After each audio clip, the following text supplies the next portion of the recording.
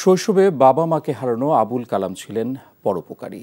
জীবনযুদ্ধে জয়ী কালাম শুধু নিজের সংসারের হালই ধরেননি, দায়িত্ব নেন ভাইয়েরও। দুটি পরিবার এখন নিঃস্ব। গ্রামের লোকজনের বিপদেও এগিয়ে আসতেন। তার অকাল মৃত্যুতে শরীয়তপুরের নড়িয়া উপজেলার চরপূর্ব পোড়াগাছা গ্রামটিতে নেমে এসেছে শোকের ছায়া।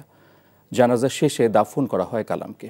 শরীয়তপুর প্রতিনিধি আব্দুল আজিজ শিশিরের পাঠানো তথ্য ছবিতে জীবন আহমেদের ডেস্ক রিপোর্ট। এই কান্না যেন অনিশ্চিত ভবিষ্যতের। কান্নার মাঝে মাঝে জ্ঞান হারিয়ে ফেলছেন আইরিন। মেয়েটা জমজের মতো হয়েছে, এই জন্য আমি আর মাস্টার্সে ভর্তি হই নাই। আমার মেয়েদের জন্য, আমার ছেলে মেয়েদের জন্য আমি আর পড়ালেখা করি নাই। চাকরি করলে কে দেখবো, কে করবো, কে আমার ছেলে মেয়েদের কে দেখবো? দুই সন্তানকে নিয়ে কোথায় যাবেন, তাদের ভবিষ্যৎ নিয়ে পাগল প্রায় কালামের স্ত্রী আইরিন আক্তার। অবুঝ দুটি সন্তানও জানে না তার বাবা আর আসবে না, তাদের জন্য মজাদার কোনো চকলেট খেলনা নিয়ে আসবে না। কালামের এই অকাল মৃত্যুতে পুরো গ্রামে যেন শোকের ছায়া নেমে এসেছে। তার অকাল মৃত্যু কোনোভাবেই মানতে পারছেন না গ্রামবাসী সহ স্বজনেরা।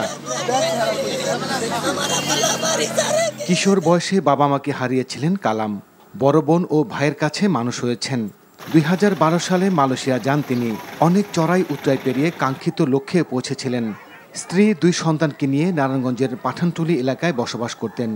ঢাকার মতিঝিলের একটি ট্রাভেলস এজেন্সির সঙ্গে কাজ করতেন তিনি। ওই কাজের জন্য প্রতিদিন নারায়ণগঞ্জ থেকে ঢাকা যাতায়াত করতেন। রোববার রাতে তার মরদেহ গ্রামের বাড়িতে পৌঁছায়। পরে জানাজা শেষে দাফন করা হয় কালামকে। কাজ করলে সেটা এরকম একটার পর একটা হইতেছে কেন? রোববার দুপুরে রাজধানীর ফার্মগেট এলাকায় মেট্রো রেলের পিলারের বিয়ারিং প্যাড খুলে মাথায় পড়লে ঘটনাস্থলে প্রাণ হারান কালাম। জীবন আহমেদ, NTV নিউজ ডেস্ক।